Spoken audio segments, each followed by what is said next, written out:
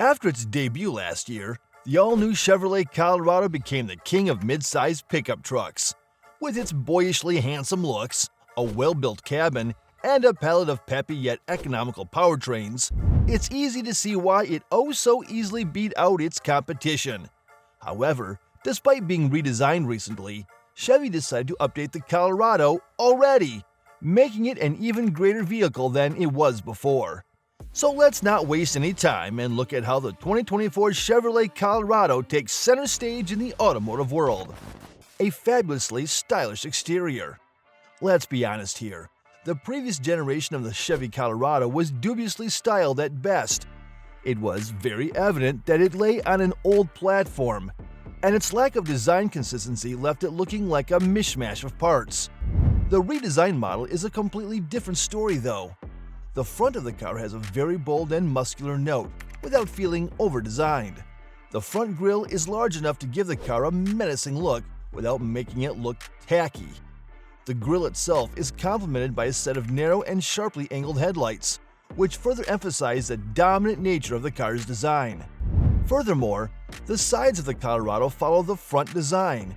You can see that the bottom part of the truck's slide profile has creases that grant it a slimmer and more athletic appearance.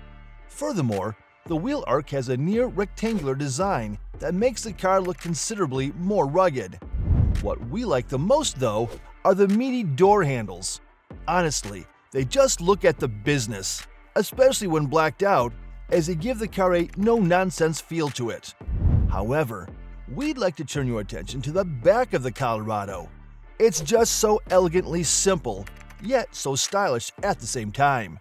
It just exudes typical pickup truck energy and is a phenomenal finishing touch to an already great-looking truck. However, the suit doesn't make the man, as they say. What's more important is what's under the hood. And if that's what's worrying you, rest easy. The Colorado's engine is both economical and punchy. The previous generation of the Colorado has been bashed for its poor engine choice. You could either choose between an underpowered and thirsty V6 or an even less powerful but more economical inline-4. Thankfully though, the new version of the car has retired both choices in favor of two turbocharged 4-cylinders. Both of these engines are a massive leap forward compared to the previous two, both in terms of fuel economy and performance. The less powerful of the two pushes out around 240 horsepower. While it won't win any races, it'll surely be more than sufficient for your daily tasks. And it isn't a bad choice for the car, especially because it's paired with an 8-speed automatic transmission. This means that you'll be able to utilize the truck's maximum potency, as it'll always stay in the sweet spot in terms of torque and power delivery. However, if 240 horsepower isn't enough for you, then don't worry, as you can always opt for the stronger TurboMax version of the engine, which pushes out a very healthy 310 horsepower.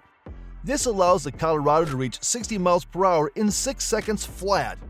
Furthermore, it'll also be able to tow up to 7,700 pounds, courtesy of its 420 pound-feet of torque. This makes it the absolute king of mid-sized pickup trucks when it comes down to towing capacity, as it easily beats out everything that the competition has to throw at it. And the irony of it all is the fact that the 310 horsepower 2.7 Turbo 4 will do up to 24 miles per gallon, and the less powerful one will do 1 mile per gallon more. Granted, depending on the trim level, your MPG will drop. However, even the ZR2 is good for 20 miles per gallon, which is pretty good. Speaking of the ZR2, we're happy to announce that the Colorado ZR2 Bison just arrived. The Chevy Colorado ZR2 is a phenomenal truck. It's very capable off-road, while also offering stellar on-road performance. But it was evident that Chevy wasn't allowing the ZR2 to achieve its full off-roading potential, as the car wasn't exactly at the top of its game in terms of going off the tarmac. That's why Chevy decided to show the truck world who's the boss with the all-new Colorado ZR2 Bison. Think of the Colorado ZR2 Bison as a regular Colorado ZR2, with every one of its off-roading bits being a little bit better. Well, a lot better.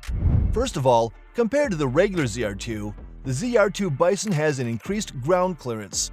This makes it even better for hardcore off-roading, while also allowing the car to look even better than before. Furthermore, the suspension has also been completely revised with intense off-roading in mind. As a result, Colorado now feels much more focused as an off-roader. The tires have also been swapped out for 35-inch Goodyear Wrangler Territory mud terrains, which look like a rock grinder. And considering the massive torque figures of the 2.7 Turbo 4 aren't far from one either. There have also been some cosmetic changes to the Bison, which make it an even more rugged vehicle than the ZR2. Not that it needed it, but hey, we're not complaining, as the Colorado now looks like a full-on Halo warthog. All in all, Colorado ZR2 grants Chevy a secure win over its competition. But where the Colorado not just beats out, but straight out dominates its rivals is the interior, as Colorado's cabin is unbelievably lavish. The Chevrolet Colorado's previous iteration was hated by everyone in terms of its interior. It was poorly built, poorly designed, and to be frank, just a dull place to be in. It was by far its biggest shortcoming, which is why we're happy to announce that the new Colorado knocks it out of the park in this regard. Not only did Chevy improve its interior, but they also straight up made it a luxurious place to be in. Starting with the materials, we're astonished at the amount of soft touch materials and leather that have been used throughout the cabin. Furthermore, the seats are also a massive improvement over the previous generation. They're now much better profiled, while also being softer and more comfortable. It just outclasses the likes of the Toyota Tacoma and the Nissan Frontier in this regard.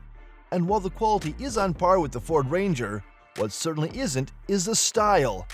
The interior of the Colorado perfectly complements the exterior. It's just so effortlessly stylish, without impeding its functionality.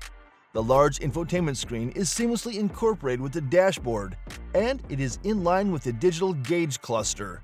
But what we adore the most is the fact that, despite being effortlessly modern, the infotainment screen isn't the end-all, be-all. Climate controls, heated seats, and radio controls are all physical buttons and swivels. Furthermore, we're also very grateful that the gear level is an actual lever and not some glorified PlayStation joystick that feels toyishly flimsy. The only car that beats out the Colorado in terms of interior quality is the GMC Canyon, which makes sense because the Canyon is, technically, a more luxury-oriented version of the Colorado. Trim levels and pricing. Because Colorado beats out its competition in virtually every aspect, one wouldn't be at fault for believing that it would also be a fair bit more expensive than its peers. But believe it or not only isn't the Colorado more expensive, but it's also a fair bit cheaper than the majority of its competition.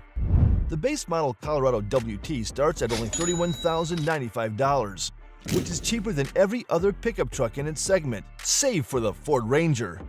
Granted, you don't get a lot of kit for the money, but neither do any of its competitors. You get more than what you'd get with a Tacoma, a Ranger, or a Frontier, as the large center display, as well as the digital gauge cluster both come as standard with the Colorado. Sure, the bumpers aren't painted, and you get steel wheels and a basic white paint job. However, if you're looking for a true no-nonsense commuter that offers decent levels of creature comfort, the WT will suit you just right. Oh, and if you need four-wheel drive, you could equip it for $2,000 more. The LT is virtually the same as the WT, save for the fact that it looks better, as it comes with alloy wheels and an actual choice of colors for the car. Oh, and you also get keyless start and entry as standard. So there's that if you're interested in such gizmos. Because it's only $2,000 more though, we aren't complaining, as the upgrade is well worth it. The sweet spot in our opinion is the Trail Boss, which starts at around $38,000. While it is $4,000 more expensive than the RWD Colorado LT, it makes up for the price difference by being considerably better off-road, while also looking like a properly capable truck. You get an expanded choice of wheels, colors, and generally being much more charismatic than the aforementioned two. The Z71 is also equipped with four-wheel drive as standard. However, it also gets the TurboMax engine free of charge too. The Z71's interior is also a massive improvement over both the LT and the Trail Boss, as you get more metal accents and much better seats. And because it starts from $41,000, that ain't half bad. The ZR2 is a tough sell though, as despite offering more off-road capabilities than the former models, it's also a fair bit more expensive, clocking in at over $48,000 before options, which is quite a lot of money. The ZR2 Bison is an even tougher sell, as you'll be paying over $60,000 for what's a jacked-up ZR2. And while it is by far the best off-roader in its class, we can't recommend it, as the previous models just offer much better value for the money.